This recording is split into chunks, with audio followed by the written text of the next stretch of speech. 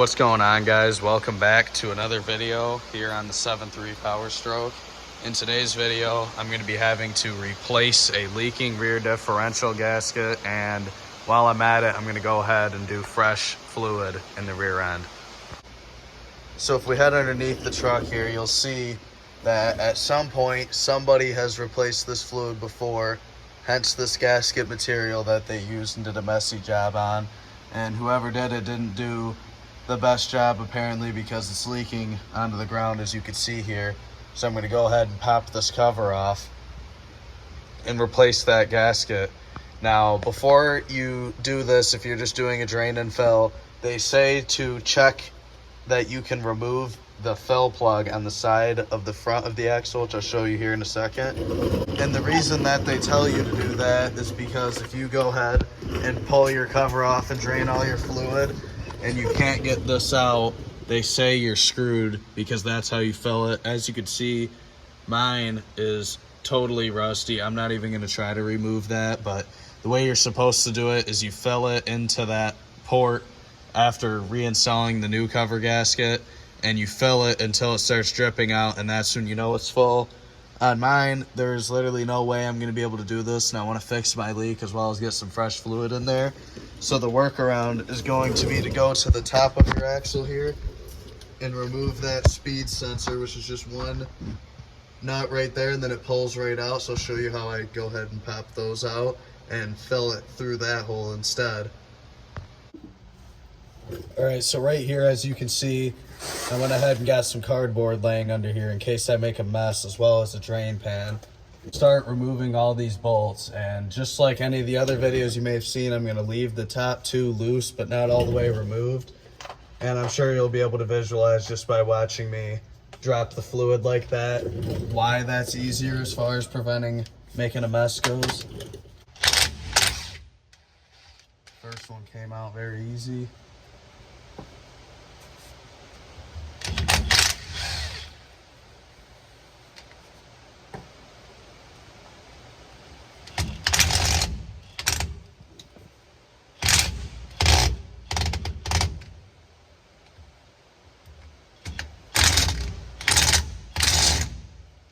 Yeah, that 13 isn't going to work at all.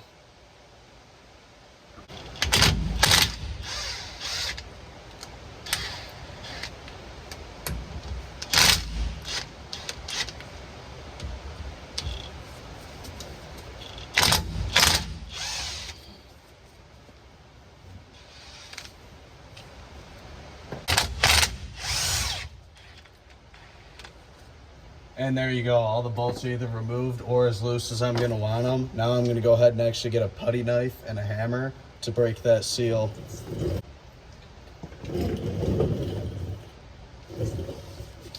Right here we have it. We'll start just back here where I can get some easy room. Start it between the axle housing itself and the cover and just give it some light taps to essentially cut through that silicone seal.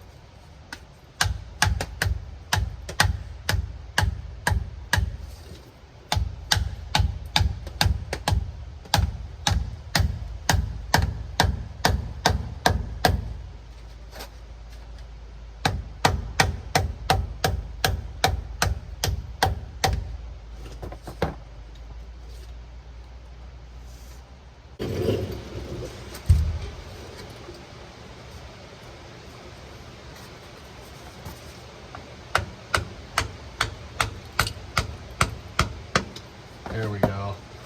I'll let that drain slowly for a minute before I really pop it open.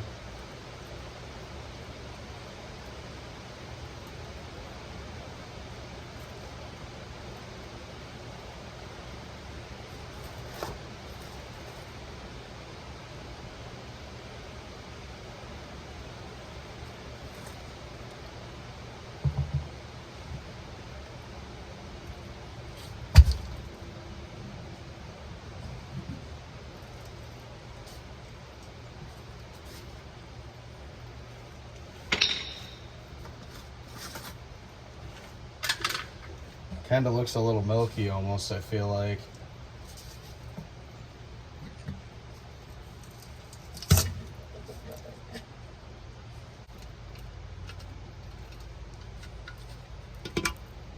And now I'm just gonna let this drip for a little bit. Well, I would have never thought to change this out if it weren't for the fact that it was leaking. And there was already some motor oil and some nasty stuff in here, so that's making it worse. But even up in here, you can tell that's been mixed in with some water, which has me looking around right now for a breather, and I don't even see it. So I'm assuming this thing's missing a breather hose somewhere. And that's where the water's been getting in, which who knows how long it's been like that, which has me surprised because like all the gears look just fine. Everything in there looks fine. It drives great. I would have never suspected anything was wrong. And it's honestly probably been pretty nasty for quite some time if I had to guess. I'm gonna let that drain for a little bit. In the meantime, I went to my local Ford dealership and picked up some OEM 75 weight 140 synthetic rear axle gear oil here. And I got 4 quarts of it. That should be what this takes. Some people say a little over, some people say a little less. My advice should be to go ahead and fill it until it's full to that fill plug, if you can do so. But if yours is rusted like mine and you can't, I'm just gonna dump 4 quarts in and run it. So right here, I picked this up for 10 bucks at AutoZone, I believe is where I got this. It's a Felpro gasket for the rear end.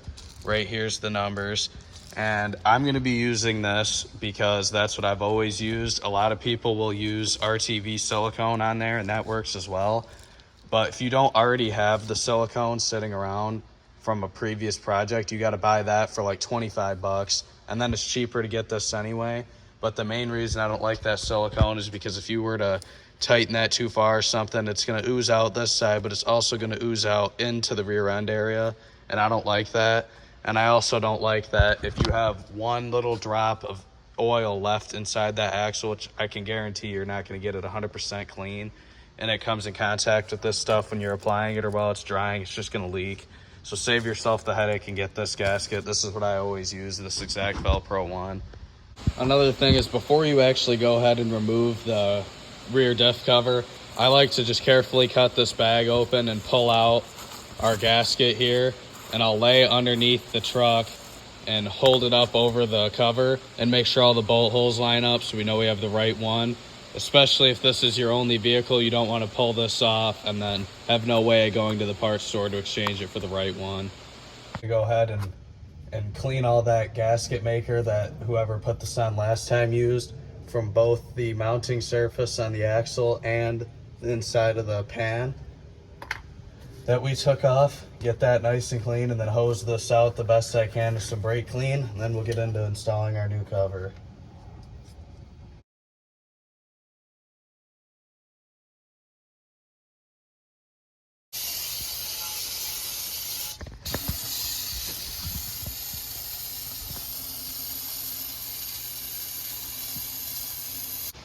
So upon further research, I went ahead and found out that this right here, this little fitting here, which is where our breather's supposed to hook to, which this thing looks really messed up. So I'm not sure if I'm gonna have to fully replace that or what, but that thing looks pretty messed up. So I'll have to figure out what to do with that. Maybe I could just pop a hose on it and run it back up to the frame rail where it's supposed to be, but I'm gonna say that's our culprit for how that water got in there. But without further ado, let's go ahead and throw this pan back on. All right, so I'm going to show you how I go ahead and put these on.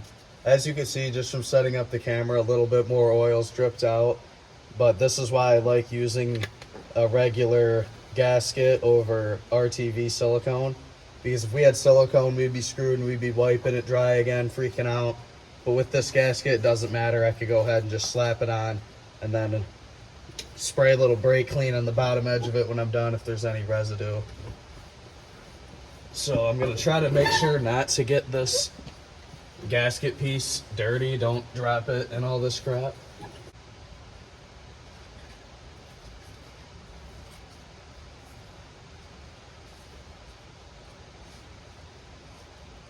So right here it's lined up. Now I'm going to just take one bolt and slide it through up here and get ourselves lined up with our axle to the respective bolt hole, and just give it a couple turns, being careful to hold it with your fingers where the other ones need to go. And then I'm gonna start another one, make sure it goes through the respective hole in the gasket.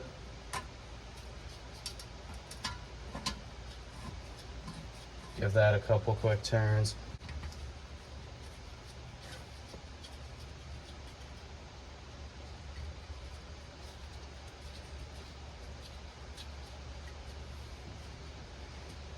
So as our hand started, I'm gonna get the impact out again here, and I am gonna go really slow and careful in a cross pattern and just snug them up like that, like you would putting wheels on.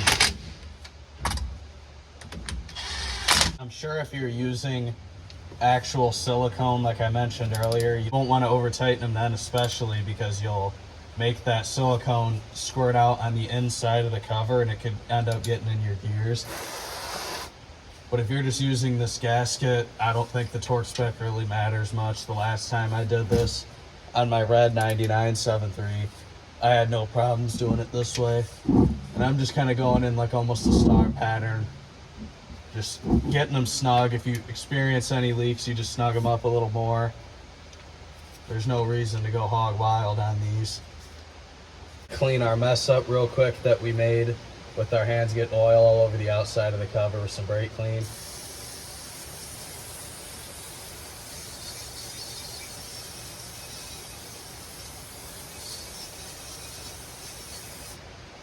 Okay, so right here you can see our installed cover and gasket, and now we're gonna head to the very top of our axle here, where we're gonna put a 10mm socket on that speed sensor, and I'm gonna attempt to remove this one by hand using a small ratchet, especially because I don't want to break it. The other day I sprayed a little Croy oil on there, so hopefully it doesn't put up a fight.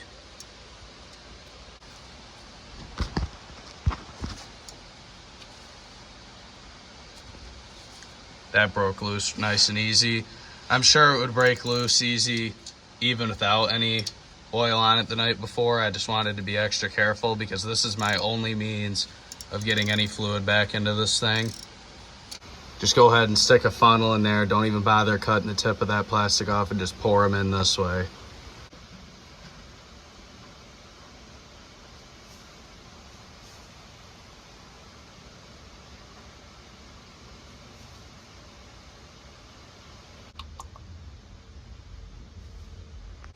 Now I've got this 100% done.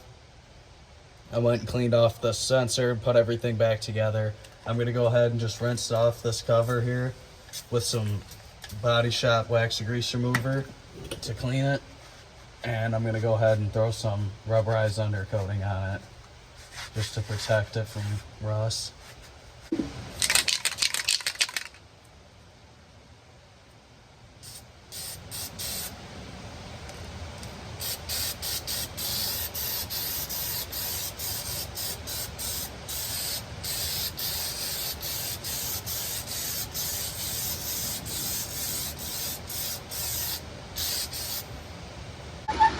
After getting that undercoat sprayed on while it's drying, I went ahead and grabbed my Harbor Freight bolt extractor because there was like nothing left of this fitting here.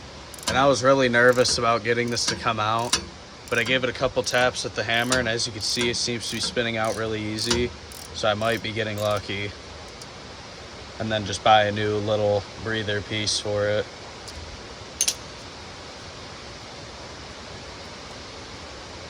And then I'll be able to attach a hose going all the way up to the top again like it should. So I'll just have to go ahead and source a new one of these.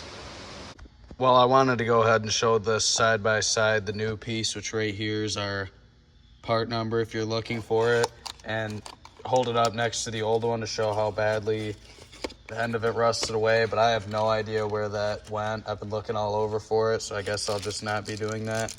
But here's our new piece, so I'm gonna go ahead and throw this in. Give this a shot here. Hopefully it just goes right in.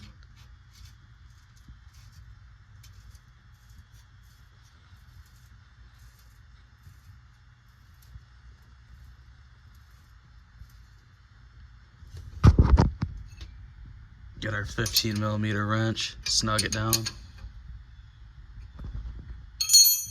Now I have this leftover piece of hose here with this fitting on that, or this clamp that I probably don't even really need, but I figured it can't hurt to have it. I'm just gonna press this on, hopefully. Might be a little bit of a tight fit. And right here we have it installed. That went on nice and easy. Moved this little clamp here just to, I guess, hold it better, maybe. And then I just ran it up here where I threw a zip tie after it goes back down. That way, hopefully no water makes it in there. I'd never even drive this thing in the rain, so I should be all good. And this is gonna be where I wrap up this video, getting the rear diff fluid changed and finding out why that water was getting in there. So now I'll be all good to go. I hope you guys enjoyed this video, and I will see you in the next one.